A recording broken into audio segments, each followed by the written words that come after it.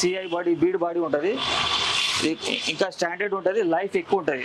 Aluminium body కంటే ఇది life ఎక్కువ ఉంటుంది. ఇది ప్రైస్ వచ్చేసి 1/2 HP మోటార్ 2800లో వస్తుంది. అలానే 1 HP తీసుకుంటే 3200లో 1 HP వస్తుంది. 25 feet డీప్ నుంచి పైన మనకు 5 floor కెపాసిటీ ఉంటుంది. మంచి క్వాలిటీ ఉంటుంది. 1 year guarantee, piece to piece replacement వస్తుంది.